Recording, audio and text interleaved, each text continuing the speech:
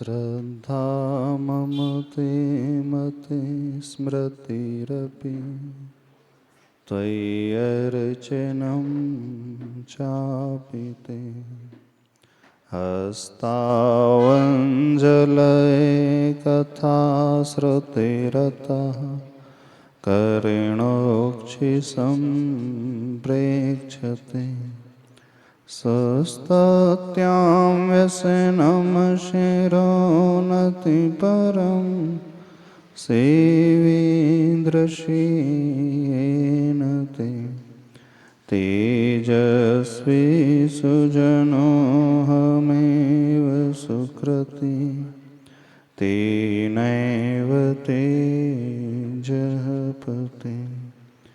देवादिदेव चारण श्री चंद्र प्रभ भगवान की, संत श्रोमणी आचार्य भगवान गुरुदेव श्री विद्यासागर जी महाराज की, पूज्य आचार्य श्री समय सागर जी महाराज की, द्वादशांग जिनवाणी माता की।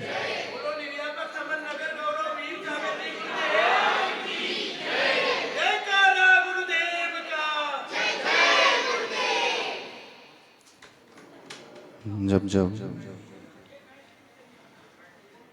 हम अपने जीवन को ऊपर उठाने की बात करते हैं, देव, गुरु और शास्त्र का वर्णन आता है। प्रभु के साथ गुरु और गुरु के साथ गुरु की वाणी, जिनवाणी, तीनों का ही महत्व अपने आप में एक जैसा ही होता है।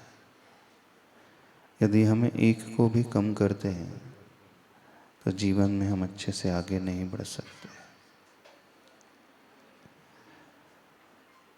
गुरु हमेशा नहीं रहते हैं और प्रभु हमें दिखाई देते नहीं हैं,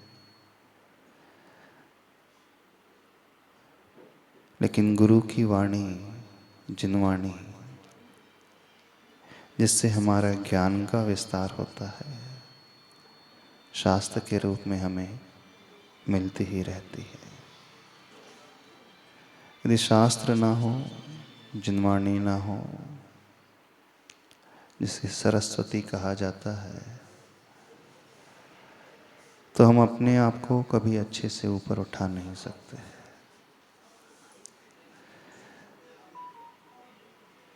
भगवान तीर्थंकर भी जो बनते हैं 16 कारण भावनाओं में एक भावना आती है अभीक्ष्ण ज्ञानोपयोग भावना।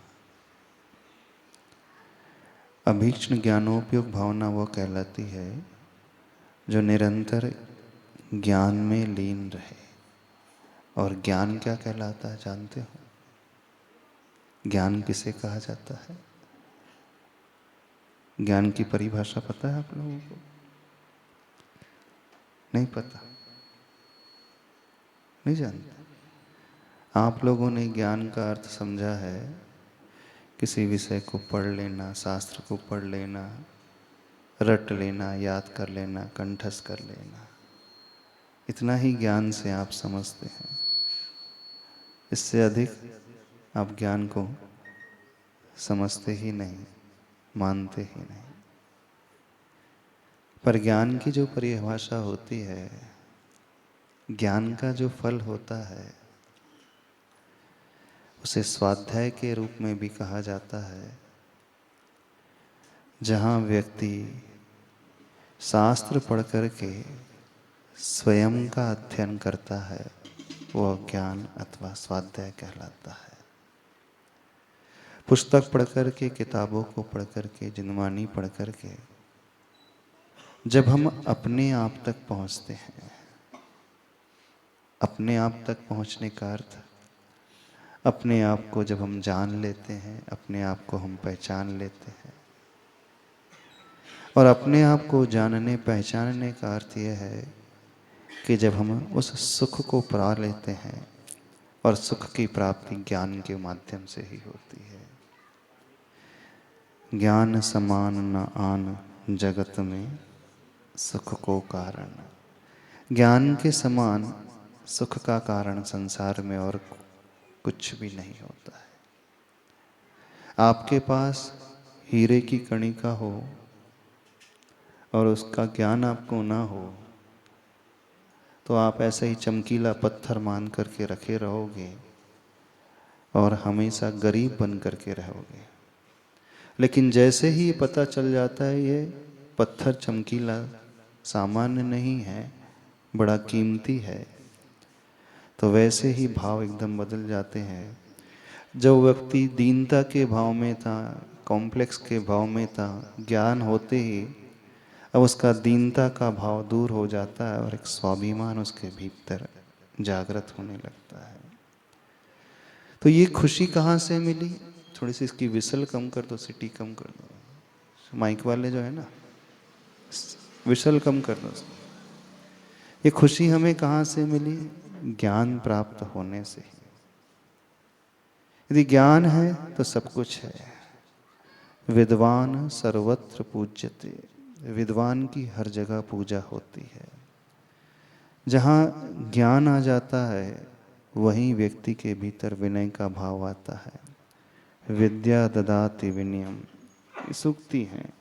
जब स्कूल में पढ़ते थे, हर स्कूल में कोटेशन लिखा रहता था, है ना? प्राय गवर्नमेंट स्कूल में तो ये लिखा ही रहता था। अब जो कॉन्वेंट एजुकेशन जहाँ मिल रही है शायद वहाँ नहीं मिलता है। वहाँ उनकी शिक्षा का उद्देश्य, ज्ञान का उद्देश्य क्या होता है? पैसा कमाना, अच्छी डिग्री चाहिए। आज जो शिक्षा मिल रही है, ज्ञान मिल रहा है, वो सिर्फ कमर्शियल अप्रोच को लेकर के मिल रहा है, उसके अलावा कुछ भी नहीं होता। लेकिन भगवान कहते हैं, आचार्य भगवान कहते हैं, ज्ञान से ही हमारा जीवन सुखी बनता है। ज्ञान से ही आसपास का वातावरण सुखमय होता है। ज्ञान के अभाव में व्यक्ति जो है भटकता रहता है, गलत कार्य करता रहता है, पाप का आचरण करता रहता है। ज्ञान के ही अभाव में वो दूसरों को दुख देता रहता है। ज्ञान के ही, समीचीन ज्ञान के अभाव में ही सब कुछ होते हुए भी वह दुखी बना रहता है। तो ज्ञान का जो फल होता है, हानोपादान उपेक्षाश्च फलम ज्ञानस्य, ज्ञान का फल होता है, जानते क्या? हान, उपादान और उपेक्षा। अर्थात पहला फल जो होगा ज्ञान का, हानि। कौन सी हानि? जो हमारे भीतर बुराइयां हैं, कमियां हैं, बुरी आदतें हैं, पाप की वृत्ति है, पहले वो घटती है। दूसरा फल होता है उपादान। दुनिया में हम अच्छाइयों को अपनाते हैं, यानी अशुभ की हानि और शुभ का ग्रहण। तीसरी स्टेज आती है उपेक्षा, अर्थात इन अशुभ और शुभ से जब व्यक्ति ऊपर उठ करके पहुंच जाता है, निर्विकल्पता में, टेंशन फ्री, पूरे अपने में ही रहता है, वो आनंद की दशा तीसरी स्टेज होती है ज्ञान की। तो जिसे ज्ञान हो जाता है अथवा जो शिक्षित हो जाता है, जो पढ़ा लिखा हो जाता है, चाहे वो लौकिक क्षेत्र की पढ़ाई हो, चाहे वो धार्मिक पढ़ाई हो, सबसे पहला परिवर्तन उसके भीतर जो आता है, उसकी बुराइयां घटने लगती हैं, उसका अभिमान कम होने लगता है, वो विनयशील होने लगता है, वो क्षमा से भरने लगता है, वो करुणा के भाव से भरने लगता है, वो पाप को घटाने लगता है, वो दूसरों के लिए जीवन जीने वाला हो जाता है, वो दूसरों को अपने जैसा मानने लगता है, उसके भीतर मानवता का भाव पैदा हो जाता है। वो कभी हिंसक नहीं हो सकता, वो कभी कषायों से भरा हुआ नहीं हो सकता, वो दीनता के भाव से नहीं भरता है, वो ईर्ष्या के भाव से नहीं भरता है, वो इन सब बुराइयों से ऊपर उठ करके वो तनाव से नहीं भरता, वो डिप्रेशन से नहीं भरता, वो टेंशन भरा जीवन नहीं जीता, वो चिंता से मुक्त रहता है। तो जो ज्ञानी व्यक्ति होता है, ज्ञान प्राप्त कर लेता है, वो कैसा हो जाता है? एक ड्रास्टिक ट्रांसफॉर्मेशन उसके भीतर हो जाता है, एक अजब ही परिवर्तन उसके भीतर हो जाता है। एक ऐसा व्यक्ति वो निखर करके आ जाता है, परिस्थिति, सराउंडिंग कैसी भी क्यों ना हो, हर परिस्थिति, हर हाल में वह आनंद से रहने वाला हो जाता है। आप सभी लोग ज्ञानी हो कि नहीं हो? नहीं हो ज्ञानी? आपने स्कूल में भी शिक्षा प्राप्त की होगी, कॉलेज में भी शिक्षा प्राप्त की होगी, धर्म की भी शिक्षा प्राप्त की होगी, लेकिन प्राय आज वर्तमान में जो भी शिक्षा मिलती है, चाहे लौकिक शिक्षा हो चाहे पारलौकिक शिक्षा हो, वह सिर्फ दिमाग को भरने के लिए होती है ना? उससे ज़्यादा उसका उपयोग कुछ नहीं होता है, क्योंकि जो शिक्षा देने वाले हैं उनका इंटेंशन पैसे की ओर रहता है। जो टीचर्स हैं उनका उद्देश्य क्या होता है? पढ़ाने के लिए अच्छी सैलरी और अच्छी कोचिंग से फीस मिलना चाहिए। और जो शिक्षा लेने वाले हैं उनका उद्देश्य एक अच्छी जॉब होना, यही उद्देश्य होता है दोनों का। थोड़ी सी आवाज चेक कर लो भाई। दोनों का जो पर्पस होता है, दोनों का जो उद्देश्य होता है, अलग ही प्रकार का उद्देश्य। जो दे रहा है उसका उद्देश्य पैसा कमाना, और जो ले रहा है उसका उद्देश्य भी डिग्री लेकर के एक जॉब को हासिल करना। अब दोनों ही गलत उद्देश्य को लेकर के चल रहे हैं, और इसका परिणाम यह निकलता है आज वर्तमान में बड़े बड़े पढ़े लिखे लोग, डिग्री होल्डर्स लोग, ग्रेजुएट, पोस्ट ग्रेजुएट लोग, जितने ज़्यादा पढ़े लिखे हैं उतने ही ज़्यादा वो टेंशन में रहने वाले हैं। पहले लोग कम पढ़े लिखे होते थे, पहले इतना तनाव भरा जीवन नहीं होता था। पहले जो घटना सुनने मिलती थी, कभी ये सुनने नहीं मिलता था कि आए दिन व्यक्ति सुसाइड कर लेते हैं, आत्महत्या कर लेते हैं। आज हम देखते हैं उठा करके, जितना पढ़ा लिखा व्यक्ति होता है वो उतना ही ज़्यादा टेंस नजर आता है। वे ही लोग जो हैं आत्महत्या जैसे कदम उठा रहे हैं। पर होना तो ये चाहिए था, जिसकी डिग्री जितनी अच्छी है, जिसकी पढ़ाई जितनी अच्छी है, उसका जीवन तो उतना ही अच्छा होना चाहिए था, वो खुशियों से भरा हुआ होना चाहिए था। देखो, डिग्री उसने पा ली, उस डिग्री के महात्म से उसे पैसा भी मिल रहा है, नो डाउट, फैसिलिटी मिल रही है, उसने घर बना लिया है, अच्छी गाड़ी उसके पास हो गई, अच्छा जॉब हो गया, अच्छा डेजिग्नेशन हो गया, अच्छा प्रभाव उसके पास हो गया। जब बाहरी सुविधाएं उसके पास बढ़ रही हैं तो आंतरिक आनंद भी तो उसे मिलना चाहिए, पर हो पूरा वैसे वर्षा है, विपरीत हो रहा है। यानी जो बाहर जितना सक्सेसफुल नजर आ रहा है व्यक्ति, अंदर से वह उतना ही खोखला सा नजर आता है। ये ऐसा विरोधाभास क्यों हो रहा है? कभी ये सोचने की कोशिश की आप लोगों? पहले के लोग पढ़े लिखे कम होते थे, लेकिन वो उतने ही सुखी नजर आते थे। यदि हम देखें, आचार्य भगवान की शिक्षा को देखें, आचार्य भगवान लौकिक क्षेत्र में सिर्फ 9वीं कक्षा तक पढ़े हैं, 9th क्लास पास।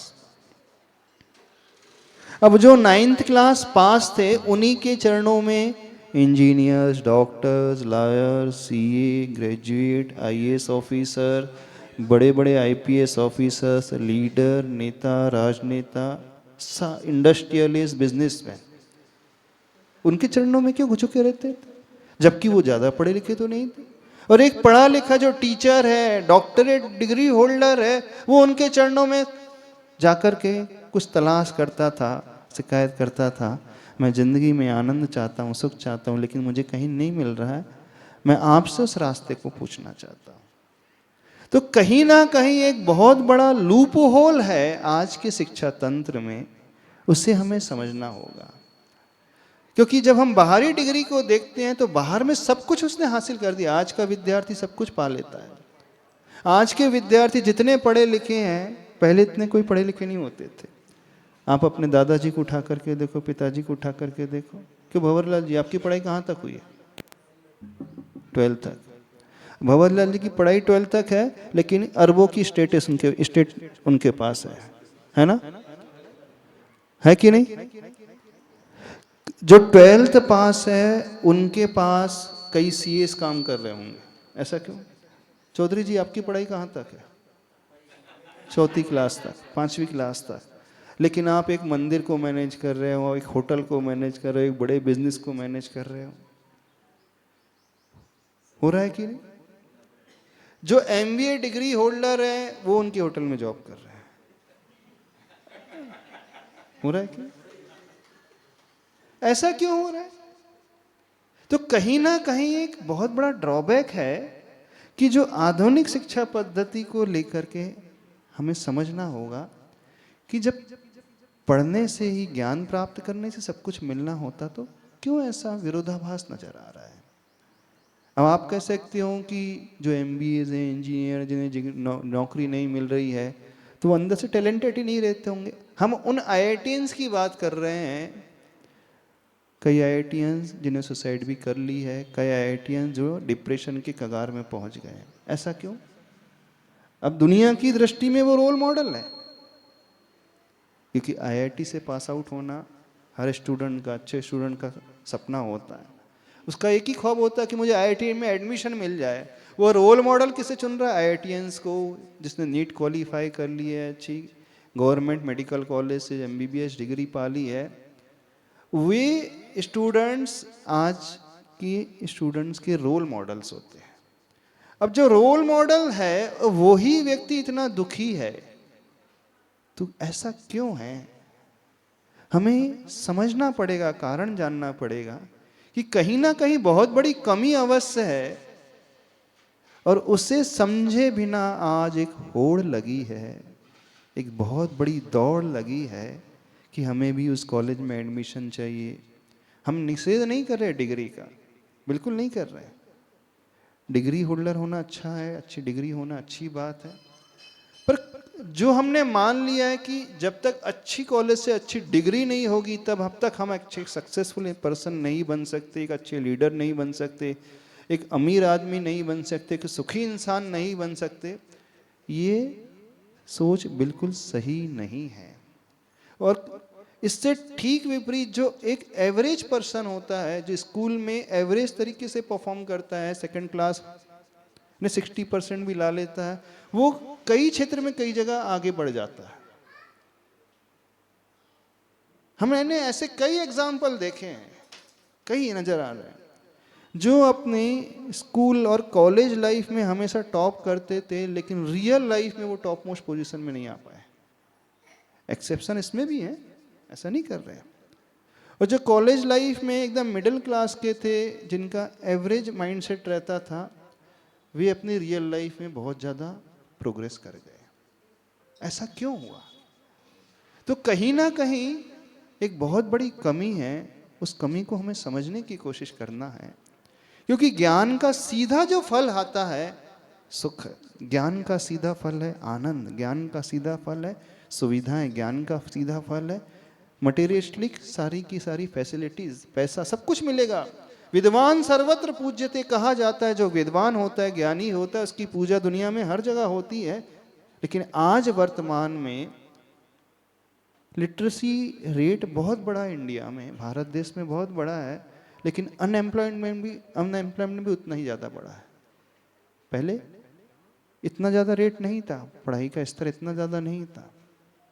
तो आप कह सकते हो कि ऐसी पॉपुलेशन के, ओवर पॉपुलेशन के कारण ऐसा हो रहा है? नहीं, कोई ओम कुछ ना कुछ है, हम उस लूप होल को समझने की कोशिश करें। थोड़ा सा देख लें, इसको चेक कर लें। ओम, कहीं ना कहीं हमारे एजुकेशन सिस्टम में कोई कमी अवश्य है जो हमें वहां तक नहीं पहुंचने दे रही है। तो आज की जो शिक्षा पद्धति वर्तमान में नजर आ रही है वह सिर्फ एकेडमिक्स तक सीमित है, वह सिर्फ परसेंटेज तक सीमित है, वह सिर्फ डिग्री मिल जाए, अच्छी कॉलेज में एडमिशन मिल जाए, अथवा मेरा कैंपस प्लेसमेंट अच्छा हो जाए, बस यहीं तक सीमित है, इससे ज़्यादा कुछ नहीं।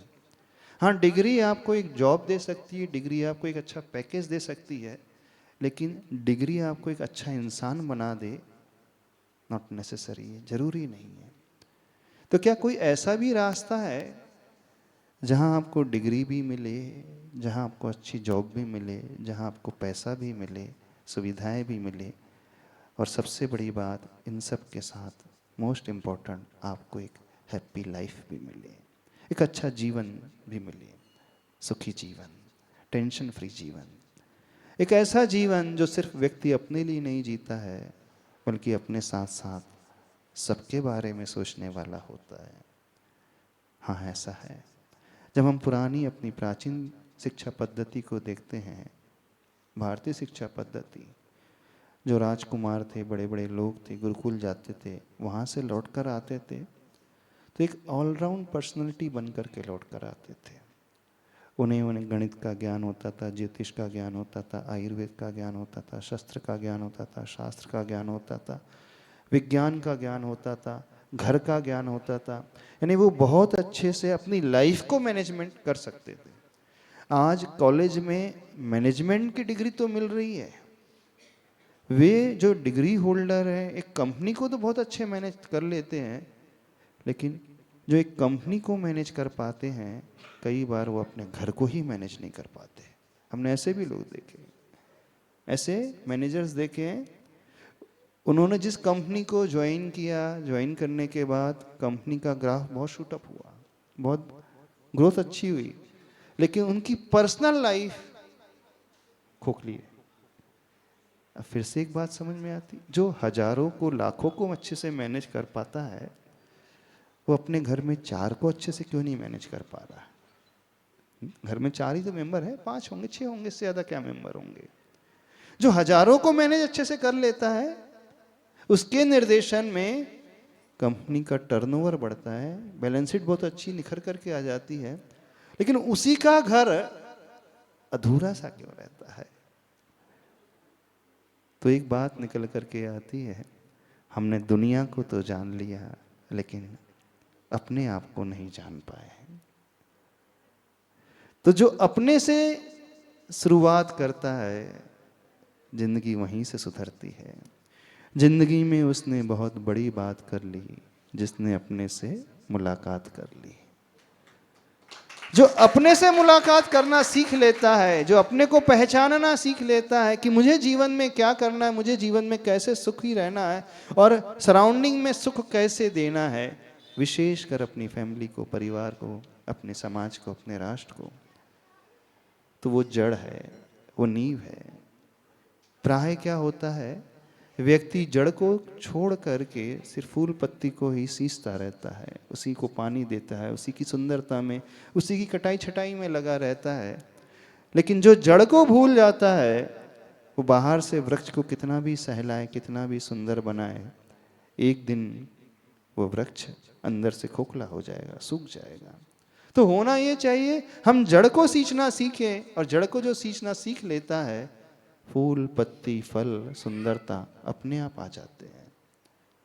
तो आज की जो शिक्षा पद्धति है सिर्फ बाहर की शिक्षा को देने वाली है, लेकिन एक समग्र शिक्षा पद्धति जो होती है, होलिस्टिक डेवलपमेंट जो मॉडल होता है, वो शुरुआत जड़ से करता है, भीतर से करता है।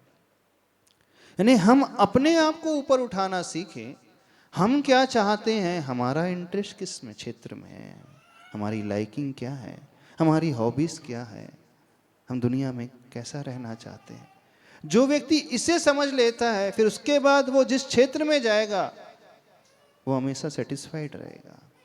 आज के विद्यार्थी, जितने भी बड़े बड़े डिग्री होल्डर्स हैं, जिस स्ट्रीम को वो चुनते हैं, वो चॉइस से नहीं चुनते, वो एक्सीडेंटली उनके हाथ में आ जाता है।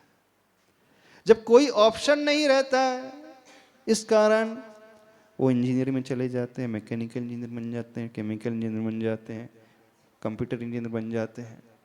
बनना चाहते थे डॉक्टर, चूँकि परसेंटेज अच्छे नहीं है, तब क्या करें, सेकंड ऑप्शन है इंजीनियरिंग में एडमिशन ले लेते। 90% आज के स्टूडेंट्स की हालत ये है, जो बड़े बड़े डिग्री होल्डर है, वो चॉइस से नहीं बने हैं, because they didn't have any other option. उनके पास कोई और ऑप्शन नहीं था, इस कारण उन्हें वो चूज करना पड़ा। तो परिस्थिति बस वो पढ़ाई उन्हें करना पड़ा जो वो चाहते नहीं थे। बस जब हम मजबूरी बस कुछ पढ़ते हैं, मजबूरी बस कुछ कार्य करने की कोशिश करते हैं, हो सकता है मेहनत करके कुछ हद तक सफलता भी पा लें, लेकिन जीवन में हम खुशियां नहीं पा सकते, सेटिस्फेक्शन, संतुष्टि नहीं पा सकते, एक आनंद नहीं पा सकते। तो आज की जो शिक्षा पद्धति वो बहुत हद तक मजबूरीवश आज के विद्यार्थी को वहां पर लेकर के जा रही है। होना क्या चाहिए? शुरुआत भीतर से होना चाहिए कि जो हमारा इंटरेस्ट है, जो हम चाहते हैं, वैसी शिक्षा यदि हमें मिले तो वहां सर्वांगीण विकास होगा, होलिस्टिक डेवलपमेंट होगा।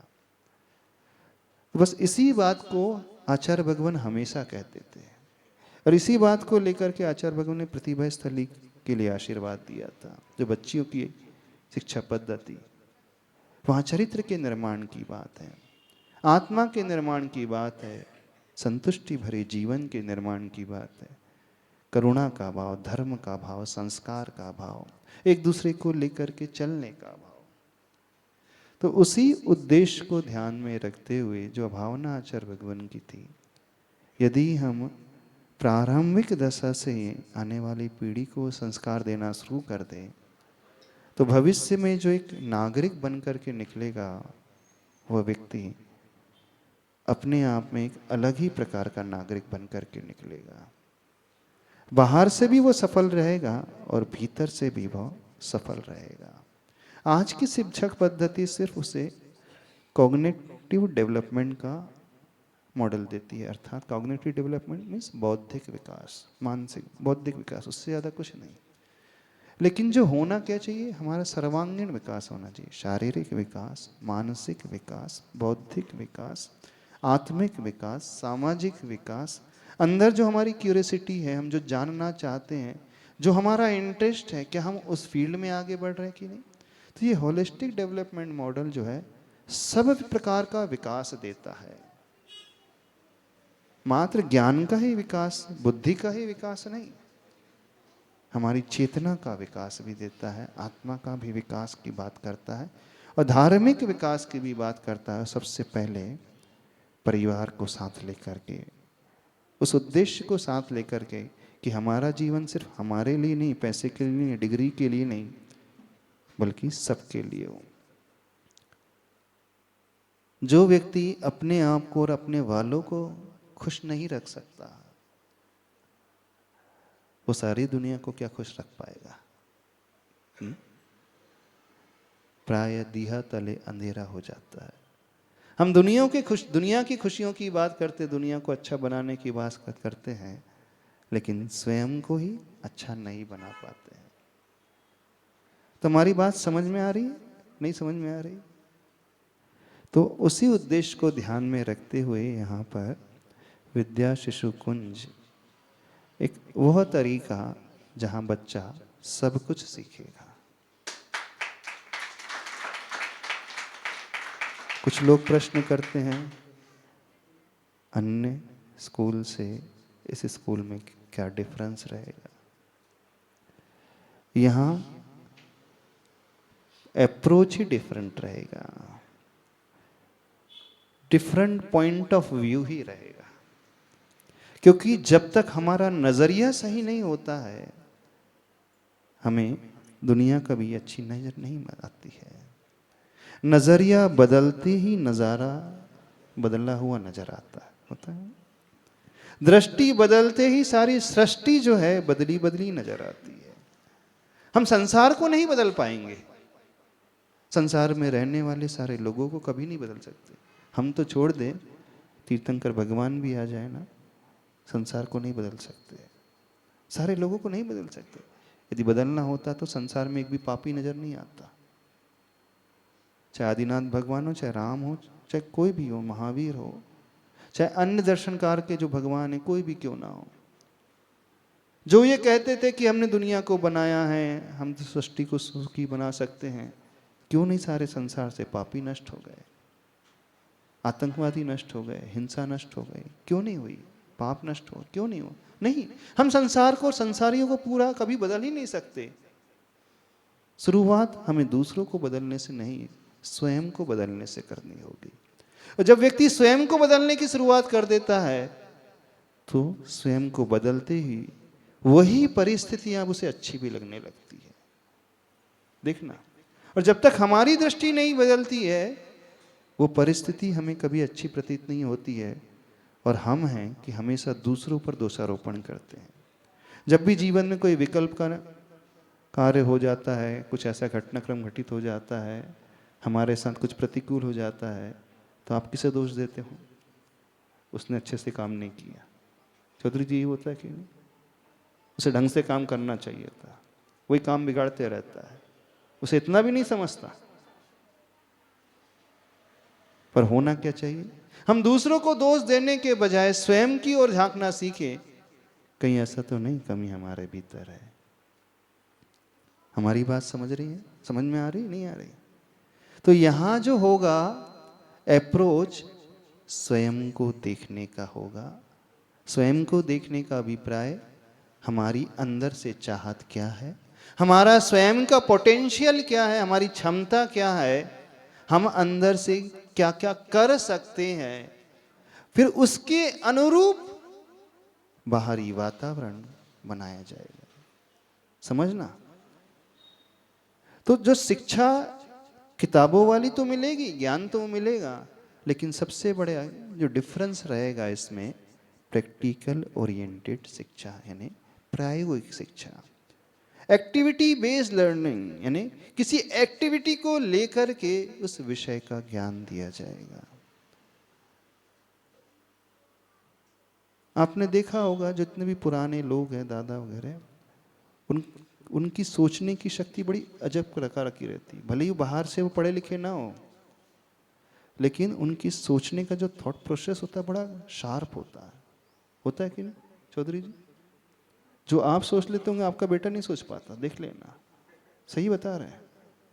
आपकी जो सोच है वो है, भले ही आपके पास डिग्री ना हो, लेकिन सोच की जब बात करते हैं तो वो कैसे विकास हो गया? क्योंकि उन्होंने स्वयं से सीखा बहुत कुछ, वो स्वाश्रित रहे। आज की जो पीढ़ी है तो पूरी तरह से पराश्रित हो गई है। 2 और 2 कितने, जब तक कैलकुलेटर ना उठाए तो वो 2 और 2 कितना होता ही नहीं पढ़ पाएगा।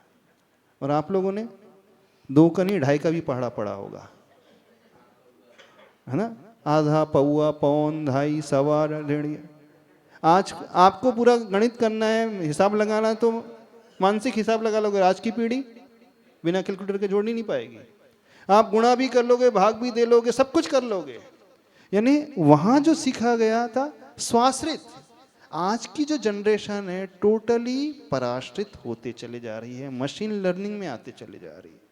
मशीन लर्निंग बेकार नहीं है, लेकिन उन्होंने अपनी क्षमता को एक प्रकार से भुला दिया, दबा दिया।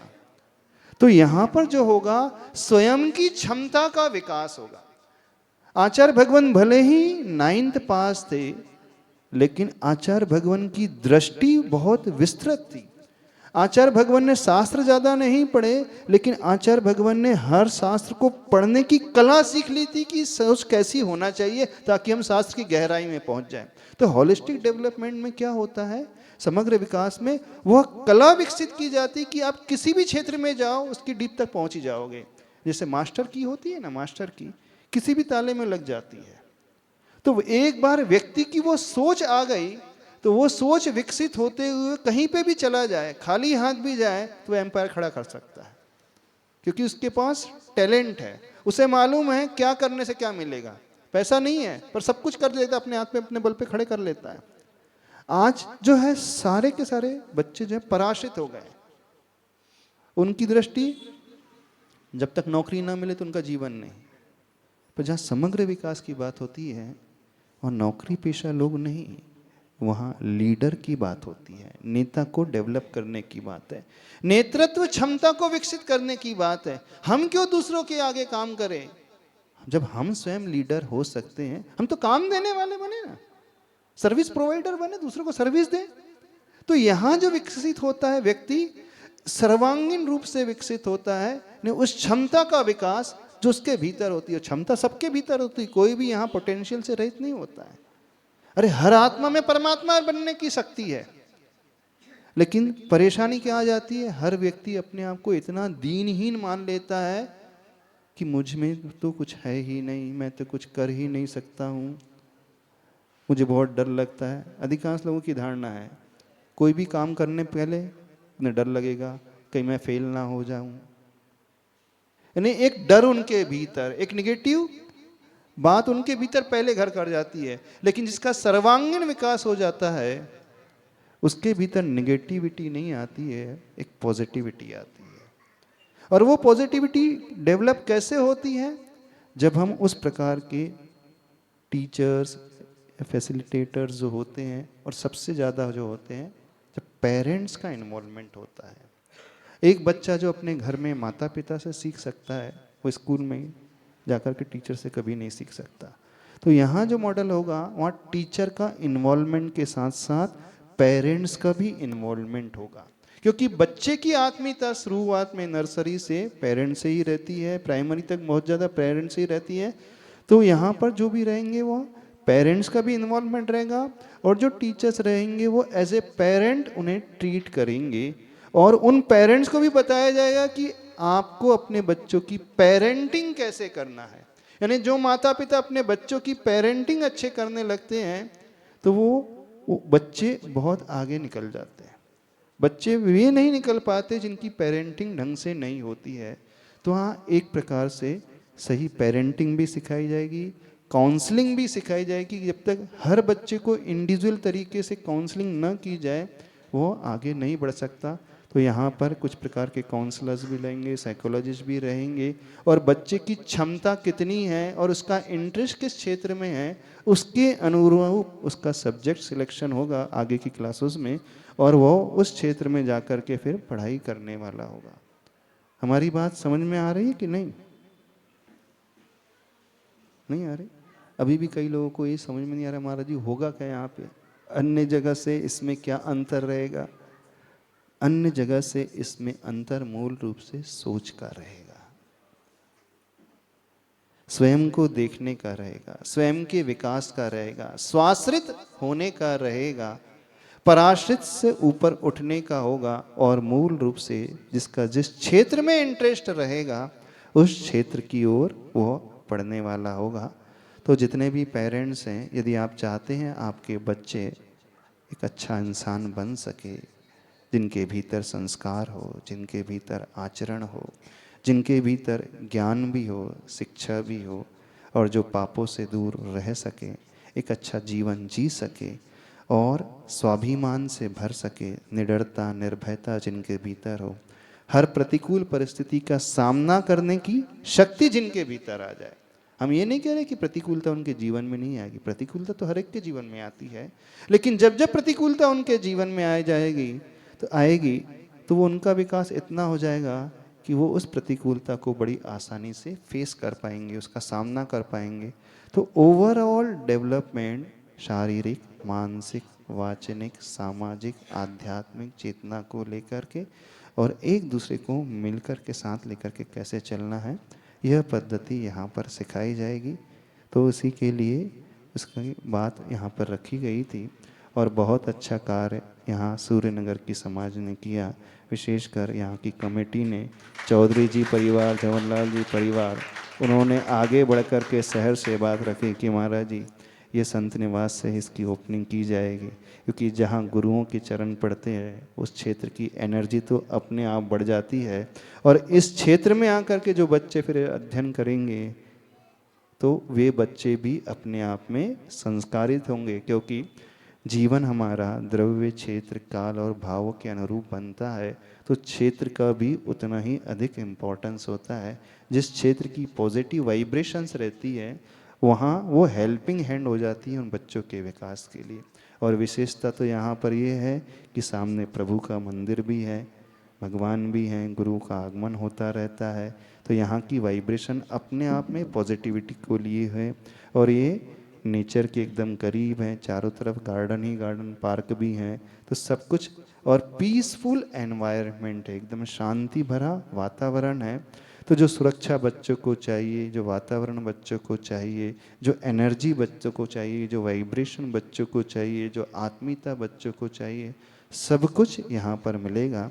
तो उसी बात को ध्यान में रखते हुए यदि आप अपने बच्चों का भविष्य अच्छा देखना चाहते हैं तो हर पेरेंट से, हर दादा दादी से कहना है, जो शिक्षा पद्धति को आप अपना रहे हो उससे थोड़ा सा समझें, कहीं ऐसा ना हो भविष्य में आपको पश्चाताप हाथ लगे।